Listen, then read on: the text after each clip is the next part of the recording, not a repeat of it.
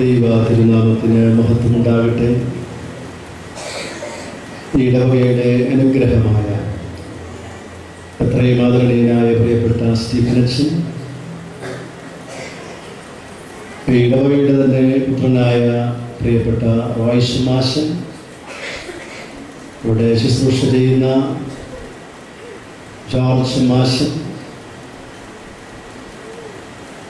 സ്നേഹം നിറഞ്ഞ മാതാപിതാക്കളെ, സഹോദരി സഹോദരങ്ങളെ, ഏറ്റവും പ്രിയമുള്ള കുഞ്ഞുമക്കൾ,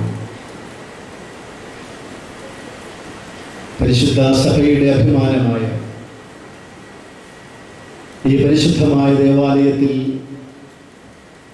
വളരെ പെട്ടെന്നുള്ള ഒരു ക്രമീകരണമായിരുന്നെങ്കിലും ഇന്ന് നിങ്ങളോടൊരുമിച്ച് വിശുദ്ധ ബലി അർപ്പിപ്പാനും നമ്മുടെ പ്രാർത്ഥനകളും അപേക്ഷകളും ദൈവത്തിൻ്റെ തിരുസന്നിധിയിൽ തിരുമുൽക്കാഴ്ചയായി സമർപ്പിപ്പാനും സർവശക്തനായ ദൈവം തമ്പുരാൻ നൽകിയ കരുണകളെ ഓർത്ത് ദൈവത്തിൻ്റെ പുണ്യനാമത്തെ മഹത്വപ്പെടുത്തുകയാണ്.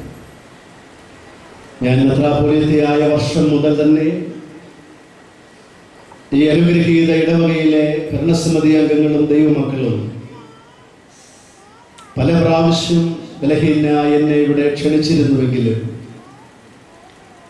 പല കാരണങ്ങൾ കൊണ്ട് പലപ്പോഴും പരിശുദ്ധ സഭ ഏൽപ്പിച്ചിരിക്കുന്ന വിദേശത്തുള്ളതായ പള്ളികളുടെ ചുമതലകളെല്ലാം നിർവഹിക്കേണ്ടിയിരിക്കുന്ന സാഹചര്യത്തിൽ സ്ഥലത്ത് ഉണ്ടാകാതിരിക്കുകയും ഒക്കെ ചെയ്തതുകൊണ്ട് ഇവിടെ വരാൻ സാധിച്ചിട്ടില്ല.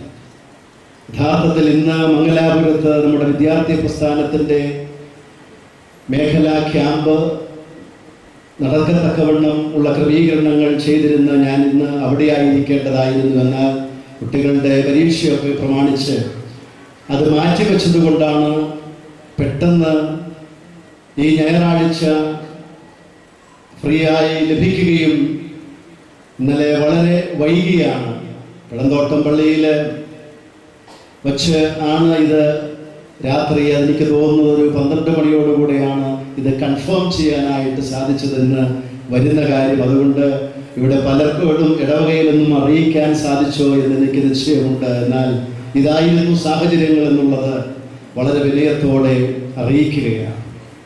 നമുക്ക് നമ്മുടെ ദൈവത്തെ മഹത്വപ്പെടുത്താം.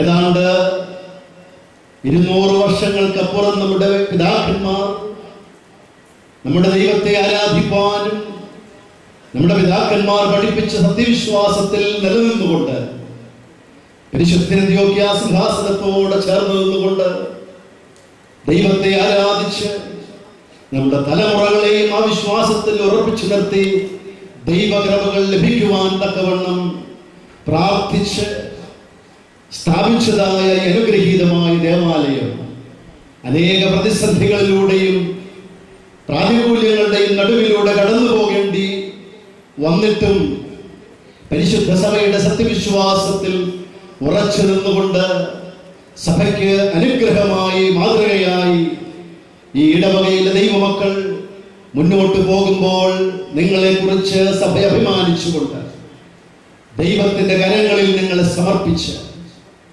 സമാധാനവും ശാന്തിയും ഈ ഇടവകയിൽ വാഴുവാൻ ദൈവത്തോട് പ്രാർത്ഥിച്ച് നമ്മുടെ പിതാക്കന്മാരുടെ സത്യവിശ്വാസത്തിന്റെ പാതകളിൽ കൂടെ മുന്നോട്ട് പോകുവാൻ അവരുടെ മധ്യസ്ഥതയും കാവലും കൂട്ടും ഈ ഇടവകയിലെ ദൈവമക്കളോടും ഈ ദേശത്തോടും കൂടി ആയിരിക്കാൻ പ്രാർത്ഥിച്ചുകൊണ്ട് നിങ്ങളുടെ ദൈവകരങ്ങളിൽ സമർപ്പിക്കുകയാണ്. പ്രിയപ്പെട്ട നിങ്ങളുടെ വികാരി അച്ഛൻ അനുഗ്രഹീതനായി എനിക്ക് തോന്നുന്ന സഭയിലെ ഏറ്റവും അനുഗ്രഹീത ഗായകനായ ഒരു പട്ടക്കാരനാണ്, നല്ലൊരു വൈദികനെ. നിങ്ങൾക്ക് എപ്പോഴും ദൈവം നൽകുന്നത് നല്ല നേതൃത്വപാഠവും അനുഗ്രഹീതരായ വൈദികരെ ഈ ഇടവകയ്ക്ക് ഇപ്പോൾ പരിശുദ്ധ സിംഹാസനത്തിൽ നിന്ന് ലഭിച്ചുകൊണ്ടിരിക്കുമ്പോൾ നമുക്ക് ദൈവത്തെ മഹത്വപ്പെടുത്താൻ പ്രിയപ്പെട്ട അച്ഛനെ, അച്ഛൻ്റെ ശുശ്രൂഷകൾ എല്ലാം ഈ ഇടവകയ്ക്ക് അനുഗ്രഹകരമായി തീരുവാൻ പ്രാർത്ഥിക്കുകയാണ്. ഇടവകയുടെ തന്നെ മകനായ റോയ്സ് മാഷൻ, അദ്ദേഹം ഞങ്ങൾ ഒരുമിച്ച് ശുശ്രൂഷ ചെയ്യുകയാണ്. എപ്പോഴും ഇടവകയിലെ കാര്യങ്ങൾ എന്നെ അറിയിച്ച് എല്ലാ കാര്യങ്ങളും സമയാസമയങ്ങളിൽ പറയാറുണ്ട്. എല്ലാ കാര്യങ്ങളും അകലെയാണെങ്കിലും ഇരുന്ന് പ്രാർത്ഥിച്ച് ഇടവകയ്ക്ക് വേണ്ടി പ്രാർത്ഥിക്കാറുണ്ട്. നിങ്ങളുടെ പ്രിയപ്പെട്ട പൗലോസ് ട്രസ്റ്റി, അദ്ദേഹവും വൈദിക സെമിനാരിയിൽ വരികയും ഇവിടുത്തെ കാര്യങ്ങളൊക്കെയും അറിയിച്ചു കൊണ്ടിരിക്കുന്നതെല്ലാം നന്ദിയോടെ ഓർക്കുകയാണ്. അനുഗ്രഹിക്കപ്പെട്ടവരെ, ഞാൻ ആ ഭാഗം വിടട്ടെ. ഇന്നത്തെ വിശുദ്ധ എവൻഗേലിയോൻ ഭാഗം 18 സംവത്സരമായി അശുദ്ധാത്മാവ് ബാധിച്ച് കൂനിയായിരുന്ന ഒരു സ്ത്രീ ദേവാലയത്തിൽ പ്രാർത്ഥിച്ചു കൊണ്ടിരിക്കുമ്പോൾ, ഒരു ശാന്ത ദിവസമായിരുന്നു, നമ്മുടെ കർത്താവ് ആ ദേവാലയത്തിൽ കടന്നു ചെന്നു ആ സ്ത്രീയോട്, മകളെ, നിന്റെ ബന്ധനത്തിൽ നിന്ന് നിന്നെ അഴിച്ചിരിക്കുന്നു എന്ന് പറഞ്ഞ് അവളെ സൗഖ്യപ്പെടുത്തുകയാണ്. ഈ സ്ത്രീക്ക് ഈ സൗഖ്യം ലഭിക്കുമ്പോൾ അവിടെ ഇരുന്ന ചില പരീക്ഷ പ്രമാണികൾ അവര് കർത്താവിനെ വിമർശിക്കുകയാണ്.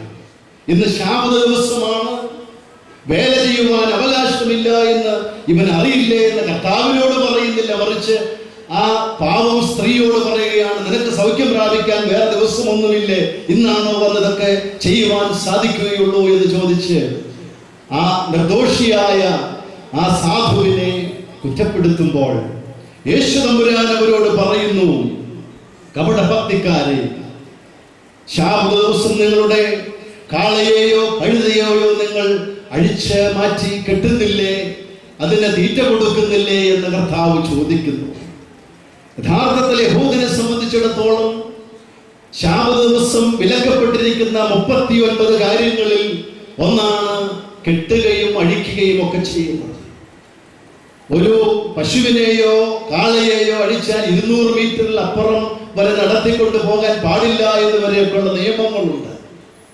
യേശു തമ്പുരാൻ ഈ സ്ത്രീയോട്, കൂനിയായ സ്ത്രീയോട്, മകളെ, നിന്റെ ബന്ധനത്തിൽ നിന്ന് നീ അഴിച്ചുവിട്ടിരിക്കുന്നു എന്ന് പറയുമ്പോൾ അതും ഒരു പ്രവൃത്തിയായിട്ട് കണ്ടുകൊണ്ട് കുറ്റം കണ്ടുപിടിക്കുന്ന ആ സമൂഹത്തെയാണ് യേശു തമ്പുരാൻ കപടഭക്തരെ എന്ന് വിശേഷിപ്പിക്കുന്നത്. 2-3 ചെറിയ ചിന്തകൾ പങ്കുവെച്ചുകൊണ്ട് ഞാൻ അവസാനിപ്പിക്കുകയാണ്. ഒന്നാമതായി, 18 സംവത്സരമായി കൂനിയായിരുന്ന ഒരു സ്ത്രീയാണ് ദേവാലയത്തിൽ പ്രാർത്ഥിക്കാൻ വരുന്നത്. ഞാൻ ചിന്തിക്കുകയായിരുന്നു, അവൾ ആദ്യമായിട്ടായിരിക്കുകയില്ല ദേവാലയത്തിൽ വന്നുകൊണ്ടിരിക്കുന്നത്. ആകാശത്തേക്ക് നോക്കുവാൻ പോലും കഴിയാതെ ഭൂമിയെ മാത്രം കണ്ടുകൊണ്ട് കൂനിയായിരിക്കുന്ന ഒരു സ്ത്രീയുടെ ശാരീരികമായ അവസ്ഥ നമ്മൾക്കൊന്ന് ചിന്തിക്കാം. ഒരു 5 മിനിറ്റ് സമയം കുനിഞ്ഞു നിൽക്കേണ്ടി വരുമ്പോഴേക്കും നമ്മൾ അനുഭവിക്കുന്നതായ ശാരീരികമായ പ്രയാസങ്ങൾ നമുക്ക് ചിന്തിക്കാവുന്നതേ ഉള്ളൂ. 18 വർഷക്കാലം കൂന പിടിച്ച് നിവരാൻ കഴിയാതെ കഷ്ടപ്പെട്ടുകൊണ്ടിരുന്ന ഒരു സ്ത്രീയാണ് പള്ളിയിൽ പ്രാർത്ഥിക്കാനും ആരാധനയ്ക്കും വന്നിരിക്കുന്നത്. അവൾ ഈ കഴിഞ്ഞ 18 വർഷക്കാലം ചങ്ക് തകർന്ന് തമ്പുരാനോട് പ്രാർത്ഥിച്ചിട്ടുണ്ടാകും, എന്റെ ദൈവമേ, എനിക്ക് സൗഖ്യം തന്ന് എന്നെ അവിടുന്ന് സ്വസ്ഥയാക്കണമേ എന്ന് അവൾ പ്രാർത്ഥിച്ചിട്ടുണ്ടാകാം. പക്ഷേ ഈ കഴിഞ്ഞ 18 വർഷക്കാലവും അവളുടെ പ്രാർത്ഥനയ്ക്ക് ഒരു ഉത്തരവും ലഭിച്ചിരുന്നില്ല. അവളുടെ പ്രാർത്ഥനയ്ക്ക് ഉത്തരം ലഭിച്ചത് അവൾ ചിന്തിക്കാത്ത ഒരു നിമിഷത്തിൽ, വിചാരിക്കാത്ത ഒരു നാഴികയിലാണ് ദൈവത്തിന്റെ കരുണ അവളുടെ മേൽ ലഭിക്കുന്നത്. അവൾ ചിന്തിച്ചിരുന്നില്ല യേശു തമ്പുരാൻ പള്ളിയകത്ത് വരുമെന്നോ ഇതുപോലൊരു സംഭവമോ സൗഖ്യമോ ലഭിക്കുമെന്നോ അവൾ സ്വപ്നത്തിൽ പോലും കരുതിയിരുന്നുണ്ടായിരിക്കുകയില്ല. പക്ഷേ അവൾ ഒരു കാര്യം മുടക്കാതിരുന്നു. മടുത്തു പോകാതെ, എന്റെ ദൈവമേ, നീ എന്നെ അനുഗ്രഹിച്ചിട്ടല്ലാതെ നിന്നെ ഞാൻ വിടുകയില്ല എന്നുള്ള പ്രത്യാശയിൽ അവൾ തമ്പുരാന്റെ തിരുസന്നിധിയിൽ വന്ന് പ്രാർത്ഥിക്കും. നമ്മുടെയൊക്കെ വിശ്വാസ ജീവിതത്തിലേക്ക് നമുക്കൊന്ന് തിരിഞ്ഞു നോക്കാം. പലപ്പോഴും നമ്മൾ രോഗങ്ങളും ഭാരങ്ങളും പ്രയാസങ്ങളും പ്രതിസന്ധികളും ഒക്കെ ജീവിതത്തിൽ വരുമ്പോൾ ദൈവത്തോട് പ്രാർത്ഥിക്കും, നേർച്ചകളും വഴിപാടുകളും അർപ്പിക്കും. നാം വിചാരിക്കുന്നത് പോലെ ചിന്തിക്കുന്ന സമയത്തും വിചാരിക്കുന്ന നാഴികയിലും അത് നടന്നില്ലെങ്കിൽ പലപ്പോഴും നമ്മളൊക്കെ നിരാശപ്പെട്ട, ദൈവം ഇതൊന്നും കേൾക്കുന്നില്ല, ഇതുകൊണ്ട് പ്രയോജനമില്ല എന്ന് പറഞ്ഞ് ചിന്തിച്ചുകൊണ്ട് പലപ്പോഴും നിരാശരായി മടങ്ങാറുണ്ട്. ചിലർ ദൈവവിശ്വാസത്തിൽ തന്നെ മാറിപ്പോകാറുണ്ട്. എന്നാൽ യഥാർത്ഥമായ വിശ്വാസം എന്ന് പറയുന്നത് ദൈവത്തെ സ്നേഹിക്കുന്നവർക്ക്, നിർണയപ്രകാരം വിളിക്കപ്പെട്ടിരിക്കുന്നവർക്ക് സകലതും നന്മയ്ക്കായി കൂടി വ്യാപരിപ്പിക്കുവാൻ ശക്തനാണ് എന്റെ ദൈവമെന്നുള്ള ഇന്നയോളം തമ്പുരാൻ നടത്തിയ വഴികളെയും നൽകിയ നന്മകളെയും ഓർത്തുകൊണ്ട് ഒരു കുഞ്ഞിനെ പോലെ തമ്പുരാന്റെ കരങ്ങളിൽ സമർപ്പിച്ച് ആവശ്യങ്ങൾ സമർപ്പിക്കുന്നവനാണ് യഥാർത്ഥ വിശ്വാസി. പ്രാർത്ഥനകളും അപേക്ഷകളും സമർപ്പിക്കുമ്പോൾ പലതരത്തിലുള്ളതായ പ്രതികരണങ്ങളാണ് നമുക്ക് ലഭിക്കാറുള്ളത്. ചിലപ്പോൾ നാം വിളിക്കുമ്പോൾ അപ്പോൾ തന്നെ നമുക്ക് മറുപടി ലഭിക്കും. ഏലിയാ ഒരു പ്രതിസന്ധിയുടെ മധ്യത്തിൽ ദൈവത്തോട് പ്രാർത്ഥിച്ചു, തമ്പുരാനെ, ആകാശത്ത് നിന്ന് തീയിറക്കി നിന്റെ സാന്നിധ്യം ഇവിടെ തെളിയിച്ചില്ലെങ്കിൽ നീ സത്യദൈവമാണെന്നുള്ളത് ഇവിടെ തെളിയിക്കപ്പെടാതെ പോകുമല്ലോ എന്ന് പ്രാർത്ഥിച്ചപ്പോൾ ഉടനെ ഉത്തരം ലഭിച്ചു. ആകാശത്ത് നിന്ന് തീയിറങ്ങി. കഴിഞ്ഞ ആഴ്ചത്തെ വേദഭാഗം നിങ്ങൾ ശ്രദ്ധിച്ചു കാണും. കനാന്യ സ്ത്രീയുടെ മകളുടെ സൗഖ്യത്തെ കുറിച്ച് അവൾ കുറെ സമയം തമ്പുരാന്റെ പിന്നാലെ വന്നു, കർത്താവെ സഹായിക്കണമെന്ന് പറഞ്ഞുകൊണ്ട്. പക്ഷേ യേശു തമ്പുരാന്റെ നിശബ്ദത, പലതരത്തിലുള്ളതായ പ്രകോപനങ്ങൾ വന്നു. ആ ഭാഗത്തെ കുറിച്ചൊക്കെ അച്ഛൻ പ്രസംഗിച്ചിട്ടുള്ളതുകൊണ്ട് ഞാൻ ആവർത്തിക്കുന്നില്ല. ഉടനെ ഉത്തരം ലഭിക്കുന്നില്ല. പക്ഷേ അല്പസമയം ലഭിച്ചപ്പോൾ സകലരുടെയും മുൻപാകെ അവളെ മഹത്വപ്പെടുത്തിക്കൊണ്ട് ഈ സ്ത്രീയെ കണ്ടു നിങ്ങൾ പഠിക്കുവാൻ പറഞ്ഞുകൊണ്ട്, മകളെ, നിന്റെ ആഗ്രഹം പോലെ നിനക്ക് ഭവിക്കട്ടെ എന്ന് പറഞ്ഞ് അല്പം വൈകി അവളുടെ യാതനയ്ക്ക് ഉത്തരം കൊടുക്കുന്നു. മൂന്നാമതൊരു പ്രാർത്ഥന നടത്തുന്ന, കർത്താവിന് വേണ്ടി പടയാളിയായി അവന്റെ വചനം പ്രഘോഷിപ്പിച്ചുകൊണ്ട് നടന്ന പരിശുദ്ധനായ പൗലോസ് അപ്പോസ്തലൻ ഇത്രമാത്രം സുവിശേഷത്തിന് വേണ്ടി ത്യാഗം സഹിച്ച ഒരു വ്യക്തി ഉണ്ടാകുകയില്ല ക്രിസ്തീയ സഭയുടെ ചരിത്രത്തിൽ. വേദപുസ്തകം പറയുന്നത് അദ്ദേഹം പ്രാർത്ഥിക്കുന്നു, ശരീരത്തിൽ ഒരു മുള്ളുണ്ടെന്ന് മാറ്റിത്തരണം. അത് കണ്ണിന്റെ പ്രശ്നമായിരുന്നു എന്നും ഡയബറ്റിക് ആയിരുന്നു എന്നും പല വ്യാഖ്യാനങ്ങൾ എന്തുമാകട്ടെ, അദ്ദേഹത്തെ വളരെ വേദനിപ്പിച്ചുകൊണ്ടിരുന്ന ഒന്നാണെന്നുള്ളത് വ്യക്തമാണ്. കർത്താവിനോട് പറയുന്നു, കർത്താവേ, ഇതൊന്ന് മാറ്റിത്തരണം. പക്ഷെ മാറ്റി കൊടുത്തില്ല. അത് മാറ്റിത്തരികയല്ല, മറിച്ച് എന്റെ കൃപ നിനക്ക് മതി. നിന്റെ രോഗത്തിലും നിന്റെ പ്രയാസത്തിലും നിനക്ക് ശക്തി നടത്തുവാൻ മോനെ ഞാൻ നിന്റെ കൂടെ ഇരുന്ന് എന്റെ കൃപയാൽ നിന്നെ നയിച്ചു കൊള്ളാമെന്ന് പറഞ്ഞ് മൂന്നാമത് ലഭിക്കുന്ന ഉത്തരമാണ്. ഇതുപോലെ പലപ്പോഴും നമ്മുടെ ജീവിതത്തിൽ അവിടെയാണ് ക്ഷമയോടെ കാത്തിരിക്കാനും പ്രത്യാശയോടെ ദൈവകരങ്ങളിൽ സമർപ്പിപ്പാനും ആ കൂനിയായ സ്ത്രീ 18 സംവത്സരക്കാലം അവൾ പ്രാർത്ഥിച്ചിട്ട് അവൾക്ക് എന്നേ നിരാശപ്പെട്ട് മടങ്ങാമായിരുന്നു. ആ രോഗാവസ്ഥയിലും അവൾ വന്ന് തമ്പുരാന്റെ സന്നിധിയിൽ സമർപ്പിച്ച് പ്രാർത്ഥിച്ചപ്പോൾ നിലയ്ക്കാത്ത നാഴികയിൽ ദൈവത്തിന്റെ കരുണ അവളിൽ വെളിപ്പെട്ട് യേശു തമ്പുരാൻ അവൾക്ക് സൗഖ്യം കൊടുക്കുമ്പോൾ നമ്മുടെ വിശ്വാസ ജീവിത യാത്രയിൽ ഭാരങ്ങളും രോഗങ്ങളും പ്രയാസങ്ങളും തകർച്ചകളും പ്രതിസന്ധികളും വരുമ്പോൾ ദൈവതിരുസന്നിധിയിൽ സമർപ്പിച്ച് എന്റെ ദൈവമേ, നിന്റെ കൃപയെന്നിൽ ചൊരിഞ്ഞ് നിന്റെ ഇഷ്ടമെന്നിൽ നിവർത്തിക്കണമേ എന്നുള്ള പ്രാർത്ഥനയോടെ അതോടൊപ്പം തന്നെ യാക്കോബ് പറഞ്ഞതുപോലെ നീ എന്നെ അനുഗ്രഹിച്ചിട്ടല്ലാതെ നിന്നെ ഞാൻ വിടുകയില്ല എന്നുള്ള ആ പ്രത്യാശയോടെ മുറുകെ പിടിച്ച് നമുക്ക് മുന്നോട്ട് പോകുമ്പോഴാണ് വിശ്വാസം അർത്ഥപൂർണമായി തീരുന്നത്. മറ്റൊരു കാര്യം ഈ വേദഭാഗത്ത് നമ്മൾക്ക് ശ്രദ്ധിക്കാൻ സാധിക്കും. യേശു തമ്പുരാൻ ദൈവത്തിന്റെ കൃപ അല്ലെങ്കിൽ ദൈവത്തിന്റെ പദ്ധതി എന്താണ് ആ സ്ത്രീയിൽ? യഹൂദന്റെ ചിന്ത, അവളുടെ ഒരു പ്രാർത്ഥനയുണ്ട്, ദൈവമേ നീ എന്നെ സ്ത്രീയും മൃഗവുമായി സൃഷ്ടിക്കാത്തത് കൊണ്ട് നിന്നെ ഞാൻ സ്തുതിക്കുന്നു. മൃഗത്തെക്കാൾ താഴ്ന്ന ഒരു സ്ഥാനത്ത് ചില സന്ദർഭങ്ങളിലെങ്കിലും സ്ത്രീയെ കണ്ട് അവൾക്ക് സമൂഹത്തിൽ ഒരു സ്ഥാനമില്ലാതിരുന്ന ഒരു സമൂഹത്തിൽ യേശു തമ്പുരാൻ അവളെ, വേദപുസ്തകത്തിൽ ഭാഗം വായിക്കുമ്പോൾ അറിയാം, ദേവാലയത്തിന്റെ മധ്യത്തിൽ അവളെ എഴുന്നേൽപ്പിച്ചു നിർത്തുകയാണ്. സമൂഹ മധ്യേ യേശു തമ്പുരാൻ സ്ത്രീത്വത്തിന് വ്യക്തിത്വം കൊടുത്തുകൊണ്ട് അവളെ നിവർന്നു നിൽക്കുവാൻ പ്രാപ്തയാക്കുകയാണ്. കർത്താവായ യേശു തമ്പുരാന്റെ പരസ്യ ശുശ്രൂഷയുടെ കാലത്ത് തന്റെ അപ്പോസ്തല ഗണങ്ങളിൽ ഇസ്രായേൽ ഗോത്രത്തിന്റെ മാതൃകയിൽ 12 ശിഷ്യന്മാരെ, അപ്പോസ്തലന്മാരെ തിരഞ്ഞെടുത്ത് ആ ശുശ്രൂഷയ്ക്കായി നിയോഗിക്കുമ്പോഴും യേശു തമ്പുരാനോടുകൂടെ എപ്പോഴും സ്ത്രീത്വത്തെ മാനിച്ച് ബഹുമാനിച്ചിരുന്ന ആ ദൈവത്തിന്റെ പുത്രനായിരുന്നു മശിഹാ തമ്പുരാൻ. യേശു തമ്പുരാന്റെ പുനരുത്ഥാനം ചെയ്ത കർത്താവിനെ കല്ലറയോളം അനുധാവനം ചെയ്ത് ആദ്യത്തെ സുവിശേഷയാകുവാൻ, യേശുവിന്റെ പുനരുത്ഥാനത്തിന്റെ സാക്ഷിയായി തീരുവാൻ ദൈവം കരുണ കൊടുത്തത് സ്ത്രീക്കാണ്. ലോകത്തിൽ ദൈവത്തിന്റെ പുത്രനായ മശിഹാ തമ്പുരാനെ ഈ ലോകത്തിന് നൽകുവാൻ തക്കവണ്ണം ദൈവം തിരഞ്ഞെടുത്തത് ഒരു സ്ത്രീയെയാണ്.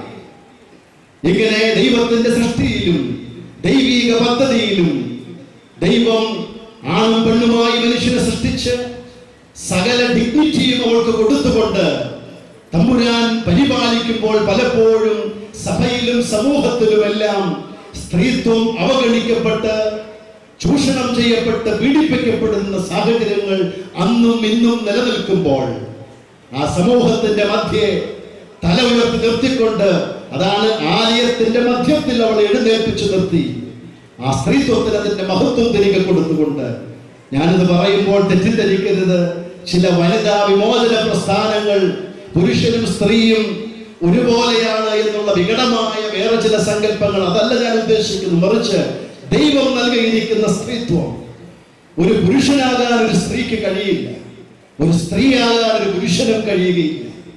അതിൻ്റെ ആ മഹത്വം ഒരമ്മയായി തീരാൻ, അല്ലെങ്കിൽ അമ്മയുടെ ആ സ്ഥാനത്ത് നിന്നുകൊണ്ട് പ്രവർത്തിക്കാൻ അപ്പനൊരിക്കലും കഴിയില്ല. അതുപോലെ അപ്പന്റെ സ്ഥാനത്ത് നിന്ന് ചെയ്യാൻ അമ്മയ്ക്ക്. ദൈവം നൽകിയിരിക്കുന്ന ആ വ്യത്യസ്തതകളിലും വ്യത്യസ്തതകൾ തന്നെ ആയിരിക്കുമ്പോഴും ദൈവത്തിന്റെ സ്വരൂപം ഓരോ മനുഷ്യനുമായിരിക്കുമ്പോൾ, ഇന്ന് നാം ജീവിക്കുന്ന സമൂഹത്തിൽ നമുക്കറിയാം, പ്രത്യേകമായി സ്ത്രീകൾ അനുഭവിക്കുന്ന, പ്രത്യേകിച്ച് സ്വന്തം കുഞ്ഞിനെ പോലും തൻ്റെ ജഡതൃഷ്ണയ്ക്കും തൻ്റെ സുഖലോലുമയ്ക്കുമായി വിൽക്കുന്ന മാതാപിതാക്കന്മാർ ജീവിക്കുന്ന ഒരു സമൂഹത്തിലാണ് ഞാനും നിങ്ങളും ജീവിക്കുന്നത്. ഇവിടെ യേശു തമ്പുരാൻ ആ സ്ത്രീത്വത്തോട് കാണിക്കുന്ന ബഹുമാനവും ആദരവും നമ്മുടെ സമൂഹത്തിലും സഭയിലും ഇന്ന് നമുക്ക് സാക്ഷ്യമായി മാതൃകയായി തീരുവാൻ ഈ വേദഭാഗം മുഖാന്തരമായി തീരട്ടെ. അവസാനം ഒരു ചെറിയ ചിന്ത കൂടെ പറഞ്ഞ് അവസാനിപ്പിക്കാം. യേശു തമ്പുരാൻ സൗഖ്യം കൊടുത്തു. ആ സ്ത്രീയെ സംബന്ധിച്ചിടത്തോളം അവളുടെ ജീവിതത്തിൽ ഇതിനേക്കാൾ വലിയ സന്തോഷകരമായ ഒരു ദിനം ഉണ്ടായിട്ടുണ്ടാകുമെന്ന് ഞാൻ ചിന്തിക്കുന്നില്ല. ഏതൊരു മനുഷ്യനും സന്തോഷിക്കേണ്ട നിമിഷമാണ്. പാവപ്പെട്ട ഈ സ്ത്രീക്ക് അവൾക്ക് ലഭിച്ച ഈ സൗഭാഗ്യം, പക്ഷെ അതിലും സന്തോഷിക്കാതെ കുറ്റം കണ്ടുപിടിക്കുന്ന കുറെ ആളുകളാണ് അവിടെ ആ സമൂഹത്തിലുമുള്ളത്. യേശു തമ്പുരാൻ അങ്ങനെയുള്ളവരെ നോക്കിക്കൊണ്ട് പറയുന്നു, കപട ഭക്തരെ എന്ന്.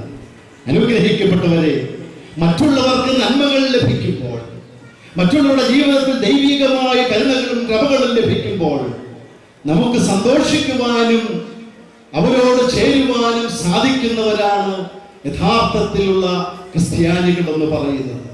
ഇന്ന് നമ്മുടെ കുടുംബങ്ങളിൽ പോലും സഹോദരങ്ങൾ അവർക്ക് മെച്ചമായ ജീവിത സാഹചര്യങ്ങൾ വരുമ്പോൾ, അല്ലെങ്കിൽ ചില ആളുകൾക്ക് നന്മകൾ ലഭിക്കുമ്പോൾ അതിനെ ഉൾക്കൊള്ളുവാൻ സാധിക്കാത്ത അനേക ആളുകളുണ്ട്. അതുകൊണ്ട് തന്നെ അവർക്കും സമാധാനം ഉണ്ടാവുകയില്ല, മറ്റുള്ളവരെയും സമാധാനത്തിൽ ജീവിക്കാൻ സമ്മതിക്കുകയില്ല. അതുപോലെ തന്നെ പലപ്പോഴും സംഭവിക്കുന്ന ഒന്നാണ് നന്മ കണ്ടെത്താൻ കഴിയാതെ വരുന്ന മനുഷ്യന്റെ ദോഷൈക ദൃക്കുകൾ എന്ന് പറയുന്നത്. യഥാർത്ഥത്തിൽ നമ്മളെയൊക്കെ ഉപദ്രവിക്കുന്നവരും നമ്മുടെ ചുറ്റുപാടും ജീവിക്കുന്നവരുമായ ആളുകൾ ഒന്നോ രണ്ടോ തിന്മകളേക്കാൾ അനേക നന്മകൾ അവരിലുള്ളപ്പോൾ അത് കാണാൻ പലപ്പോഴും നമുക്ക് കഴിയാറില്ല. ഞാനൊരു സംഭവം കൂടെ പറഞ്ഞ് അവസാനിപ്പിക്കുകയാണ്. ഒരിക്കലും ഒരു അച്ഛൻ പറഞ്ഞ ഒരു സംഭവമാണ്. ഒരു ഭർത്താവും ഭാര്യയും തമ്മിൽ വിവാഹം കഴിഞ്ഞ് 3 വർഷം കഴിഞ്ഞിട്ടേ ഉള്ളൂ. ഇവന് വിവാഹമോചനം വേണം. ഗസ്റ്റിൽ സംഭവിച്ചൊരു സംഭവമാണ്. കാരണം ഇവളുടെ രീതികളും ഇവളുടെ സ്വഭാവവും ഒന്നും ശരിയല്ല. അപ്പൊ അച്ഛൻ ചോദിച്ചു, എന്താണ് നീ അവളിൽ കാണുന്ന കുറവെന്ന് ചോദിച്ചപ്പോ അവനൊരു 8-10 കാര്യങ്ങൾ അച്ഛൻ്റെ അടുത്ത് പറഞ്ഞു. അച്ഛൻ ചിന്തിക്ക്, എങ്ങനെ ഞാൻ ഇവളുടെ കൂടെ ജീവിക്കും. ഉടനെ അച്ഛൻ പറഞ്ഞു, ഏതായാലും നീ നിന്റെ ഭാര്യയോടൊന്ന് കുറച്ച് ദിവസം കൂടെ നീ ഒന്ന് അഡ്ജസ്റ്റ് ചെയ്യാൻ നോക്കച്ചാ. ഞാൻ 3 വർഷം അഡ്ജസ്റ്റ് ചെയ്തു, ഇനി ഒരു ദിവസം പോലും സാധിക്കുകയില്ല. ഉടനെ അച്ഛൻ പറഞ്ഞു, നീ 3 വർഷത്തിനിടയിൽ 8 കാര്യങ്ങൾ നിന്റെ ഭാര്യയിലെ ദോഷവശങ്ങൾ നീ കണ്ടുപിടിച്ചല്ലോ. സാധാരണ അവർക്ക് ഫെസ്റ്റിലൊക്കെ ഈ ബർത്ത്ഡേക്ക് ഗിഫ്റ്റ് കൊടുക്കുന്നത് വളരെ സാധാരണമായൊരു സംഭവം. അച്ഛൻ പറഞ്ഞു, ഏതായാലും നിന്റെ അല്ലെങ്കിൽ വിവാഹ വാർഷികത്തിന് നിങ്ങളുടെ വിവാഹ വാർഷികം അടുക്കുകയാണല്ലോ, അതും കൂടെ കഴിഞ്ഞിട്ടാകട്ടെ ഏതായാലും നിങ്ങളുടെ ഡൈവോഴ്സ്. നീ ഒരു കാര്യം ഇന്ന് മുതൽ ചെയ്യണം. ഈ വർഷം നിന്റെ ഭാര്യയ്ക്ക് നീ ഒരു ഗിഫ്റ്റും വേറെ കൊടുക്കണ്ട, ഞാൻ പറയുന്ന ഒരു ഗിഫ്റ്റ് മാത്രം കൊടുത്താൽ. ഇന്നു മുതൽ നീ ശ്രദ്ധിക്കണം, നിന്റെ ഭാര്യയിൽ എന്തെങ്കിലും നന്മകൾ നീ കാണുന്നുണ്ടോ എന്ന് ശ്രദ്ധിക്കാൻ. അവൻ അന്ന് മുതൽ അച്ഛൻ പറഞ്ഞു, നീ അതൊന്ന് നോട്ട് ചെയ്യണം എന്തെങ്കിലും കണ്ടാൽ. എന്നിട്ട് അത് ഭംഗിയായി നല്ലൊരു ഗിഫ്റ്റ് പേപ്പറിൽ പൊതിഞ്ഞ് ആ വിവാഹത്തിന്റെ വാർഷിക ദിവസം നിന്റെ ഭാര്യയ്ക്ക് അത് കൊടുത്താൽ മതി. അവൻ അന്ന് മുതൽ ശ്രദ്ധിക്കാൻ തുടങ്ങി എന്തെങ്കിലും നന്മകളുണ്ടോ എന്ന്. വിവാഹ വാർഷികത്തിന്റെ അന്ന് ഇവനെല്ലാം പ്രിപ്പയർ ചെയ്തു. അച്ഛനവിടെ വന്നു.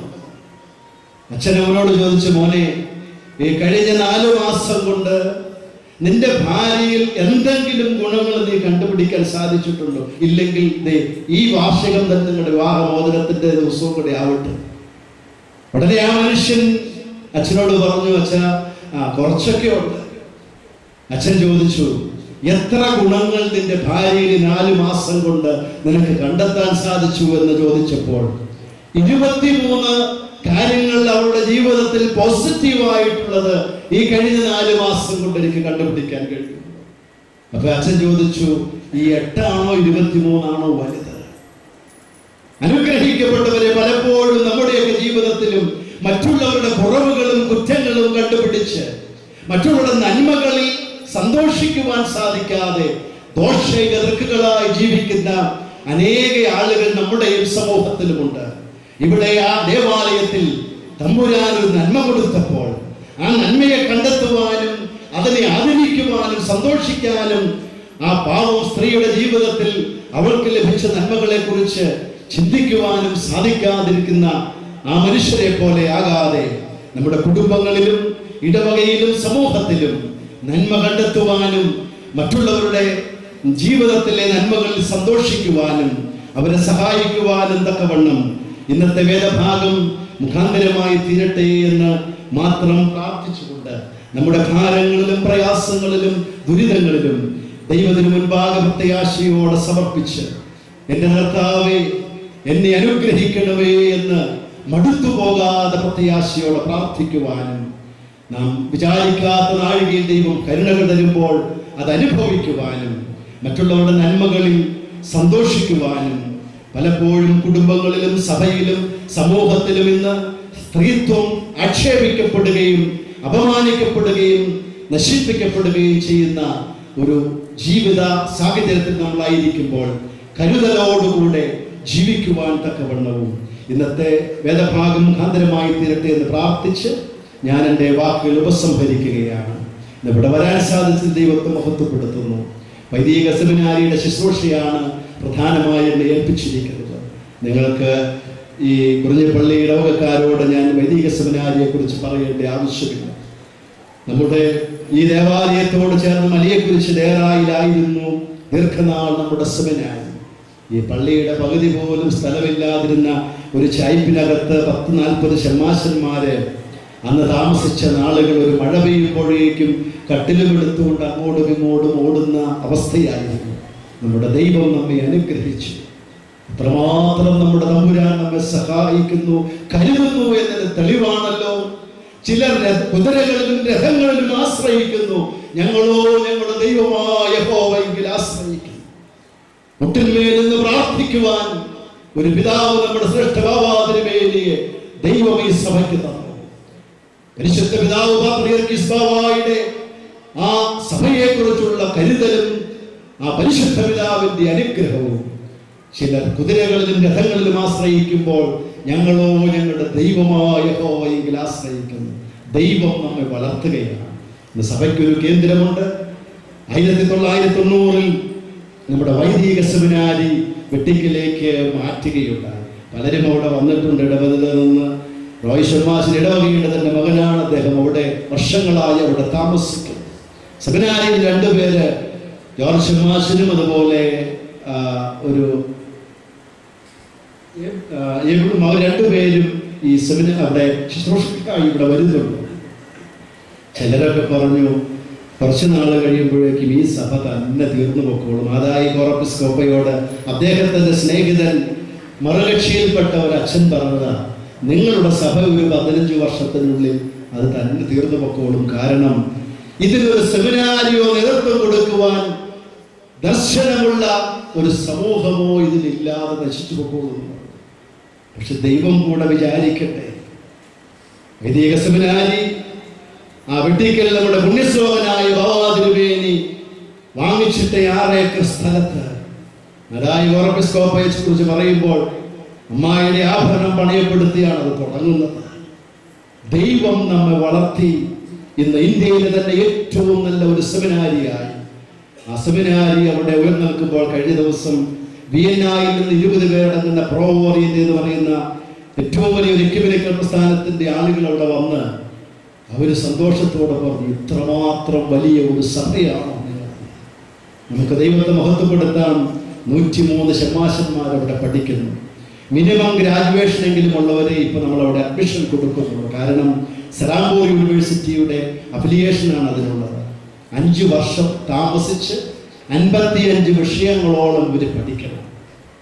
വിദ്യാഭ്യാസവും സഭയോട് പ്രതിപത്തിയും സഭയുടെ വിശ്വാസാചാരങ്ങൾ അറിയുന്നവരും ഇന്നത്തെ മനുഷ്യരുടെ പ്രശ്നങ്ങളോട് ക്രിയാത്മകമായി പ്രതികരിക്കുന്ന വൈദികരും മേൽപ്പട്ടക്കാരും ഉണ്ടായില്ലെങ്കിൽ ഇനി നമ്മുടെ സഭയ്ക്ക് മുന്നോട്ട് പോകാൻ കഴിയില്ല. അവിടെ ഒരു CBSE സ്കൂള് സെമിനാരിയുടെ കീഴിൽ 6 വർഷം മുമ്പ് തുടങ്ങി.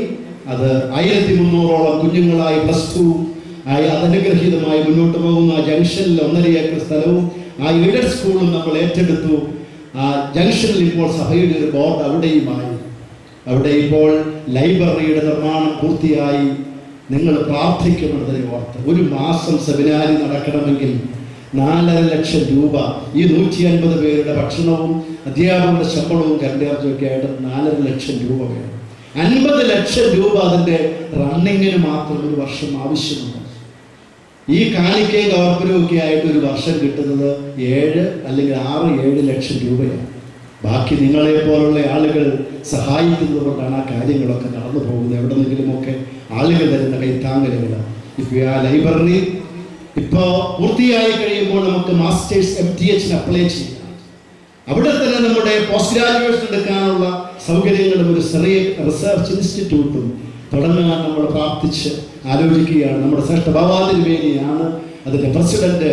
എല്ലാ കാര്യങ്ങളും അനുഗ്രഹകരമായി മുന്നോട്ട് പോകുമ്പോൾ നിങ്ങൾ സാധിക്കുന്ന ആളുകൾ ആ ബുക്കുകൾ വെക്കാനുള്ള ഒരു ബുക്ക് ഷെൽഫ്, അത് സിംഗിളോ ഡബിളോ ആയിട്ടുള്ളത്, അവിടെ നിങ്ങളുടെ വാങ്ങിപ്പോയുടെ പേരുകൾ എന്നും നിലനിർത്തുവാൻ തക്കവണ്ണം, അത് ഓർത്തുവാൻ തക്കവണ്ണം 25,000 രൂപ കൊടുത്തൊരു സിംഗിൾ ഷെൽഫോ അല്ലെങ്കിൽ 50,000 രൂപ കൊടുത്തൊരു ഡബിൾ ഷെൽഫോ അത് ചെയ്യാൻ സാധിക്കുന്നവർ അങ്ങനെ ചെയ്യുക.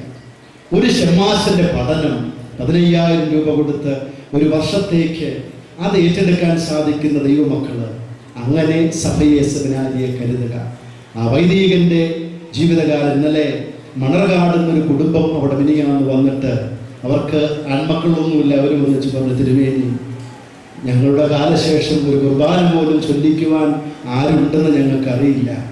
പക്ഷേ ഈ ഒരു ഷമ്മാശന്റെ പഠനം ഞങ്ങൾ ഏറ്റെടുക്കുകയാണെന്ന് പറഞ്ഞ് 65,000 രൂപ അവരുടെ കൊണ്ടുവന്ന് തന്നു. 5 വർഷത്തെ പഠനവും ഞങ്ങൾ ഏറ്റെടുക്കുകയാണ്. എന്നിട്ട് അവർ പറഞ്ഞു, എന്നും ഞങ്ങളെ ഓർത്ത് ആരും പറഞ്ഞില്ലെങ്കിലും വിശുദ്ധ കുർബാനയിൽ ഓർക്കാൻ ഒരാളെങ്കിലും ഞങ്ങൾക്ക് വേണ്ടി ഉണ്ടാകുമല്ലോ എന്ന് ആ മനുഷ്യൻ പറഞ്ഞ്, ഞാനിത് പറഞ്ഞത് നിങ്ങളെ ഓർത്ത് പ്രാർത്ഥിക്കുവാൻ, അതിന് ദൈവം തന്നിരിക്കുന്ന അനുഗ്രഹങ്ങൾ അതിന് സാധിക്കുന്നവർ അങ്ങനെ ചെയ്ത്, ഇതൊന്നും സാധിക്കാത്തവർ വൈദിക സെമിനാരി ഓർത്ത് പ്രാർത്ഥിച്ച് നമ്മുടെ സഭയുടെ ശിലാകേന്ദ്രമാണതെന്നുള്ളതായ ആ യാഥാർത്ഥ്യം ഉൾക്കൊണ്ടുകൊണ്ട് ആ കാര്യങ്ങളൊക്കെയും ക്രമീകരിക്കണമേ എന്നുകൂടെ സാന്ദർഭികമായി ഓർമ്മപ്പെടുത്തി ഈ ഇടവക സഭയ്ക്ക് നൽകിക്കൊണ്ടിരിക്കുന്ന ആ വലിയ സാക്ഷ്യം അത് അഭിമാനത്തോടെ ഓർത്തുകൊണ്ട് ഒരിക്കൽ കൂടെ എത്രയും സ്നേഹനദിയായ അച്ഛൻ ലോകം മുഴുവനും അമേരിക്കയിലും ഒക്കെ പോയി ഒത്തിരി ദൈവകൃപ അദ്ദേഹത്തിന് ലഭിച്ച് ഇന്ന് ഈ അനുഗ്രഹീതമായ ഇടവകയുടെ ശുശ്രൂഷയ്ക്ക് ദൈവം നിയോഗിച്ചിരിക്കുമ്പോൾ പ്രിയപ്പെട്ട അച്ഛനെയും ഇവിടുത്തെ ഭരണസമിതി അംഗങ്ങളെയും പ്രത്യേകിച്ച് യൂത്ത് അസോസിയേഷൻ ഏറ്റവും ശക്തമായി സഭയുടെ വിശ്വാസ സംരക്ഷണത്തിന് വേണ്ടി ഇവരൊക്കെ ഇടവകയിലെ ഭക്തസംഘടനകൾ എല്ലാം ചെയ്യുന്നത് നന്ദിയോടെ ഓർത്തുകൊണ്ട് കാരുണ്യവാനായ കർത്താവ് നമ്മുടെ കാവൽ പിതാക്കന്മാരായ പത്രോസ് പൗലോസ് ശ്ലീഹന്മാരുടെ മധ്യസ്ഥത മുഖാന്തരം നിങ്ങളെയും നിങ്ങളുടെ കുടുംബങ്ങളെയും ഈ ദേശം മുഴുവനെയും വാഴ്ത്തി അനുഗ്രഹിക്കുമാറാകട്ടെ. നമ്മുടെ വൈദിക സെമിനാരിയിൽ നിന്ന് ബലഹീനായ എൻ്റെ നേതൃത്വത്തിൽ ക്രമീകരിച്ചിരിക്കുന്ന നമ്മുടെ സന്ധ്യാപ്രാർത്ഥനയും പ്രഭാത പ്രാർത്ഥനയും ധ്യാനങ്ങളും ഒക്കെ ഉൾപ്പെടുത്തിയ ഒരു CD തയ്യാറാക്കിയിട്ടുണ്ട്. അതുപോലെ രോഗികളായി കിടക്കുന്നവർക്ക്, പള്ളിയിൽ പോകാൻ സാധിക്കാത്തവർക്കും, ആരാധനയിൽ സംബന്ധിക്കാൻ സാധിക്കാത്തവർക്കും വേണ്ടി വിശുദ്ധ കുർബാനയുടെ ഒരു CD-യും തയ്യാറാക്കിയിട്ടുണ്ട്. നിങ്ങളിൽ ഭൂരിഭാഗം ആളുകളുടെയും കയ്യിൽ പക്ഷേ ഉണ്ടാകും. ആ പ്രാർത്ഥനയുടെ, നമുക്കറിയാം സന്ധ്യാപ്രാർത്ഥനയൊക്കെ ഇത് കുടുംബങ്ങളിൽ നിന്ന് മാറിപ്പോയിക്കൊണ്ടിരിക്കുകയാണ്. പണ്ട് യാക്കോബായക്കാരൻ്റെ വീടിൻ്റെ മുൻപിലൂടെ നടക്കുമ്പോൾ സന്ധ്യയായി കഴിയുമ്പോൾ നമ്മുടെ വീടാണെന്ന് തിരിച്ചറിയാമായിരുന്നു. ഇന്ന് അതിന് പകരം സീരിയലുകളിൽ നിന്നുള്ള നിലവിളിയൊക്കെ ആ സന്ധ്യയ്ക്ക് വീടുകളിൽ നിന്ന് കേൾക്കുന്നത്. അതുപോലെ തന്നെ കുടുംബങ്ങളുടെ അവസ്ഥയും മാറിക്കൊണ്ടിരിക്കുകയാണ്. ദൈവത്തെ വിളിച്ച് പ്രാർത്ഥിക്കുമ്പോൾ സ്വർഗം തുറന്ന്, സ്തേഫാനോസ് പ്രാർത്ഥിച്ചപ്പോൾ സ്വർഗം തുറന്നിരിക്കുന്നത് കണ്ടതുപോലെ കുടുംബമായി ദൈവത്തെ വിളിച്ച് പ്രാർത്ഥിക്കുമ്പോൾ ദൈവം ആ ഭവനത്തെ അനുഗ്രഹിക്കും. ആ പ്രാർത്ഥനകളൊക്കെ പഠിക്കുവാനും, കുഞ്ഞുങ്ങൾക്ക് കേട്ട് പഠിക്കുവാനും, രോഗികളായിരിക്കുന്നവർക്ക് കേട്ട് കൂട്ടത്തിൽ ചൊല്ലുവാനും, ആവശ്യമുള്ളവർക്ക് അത് വാഹനത്തിൽ ലഭിക്കും. അത് വാങ്ങി പ്രയോജനപ്പെടുത്തുക. ദൈവം അനുഗ്രഹിക്കും.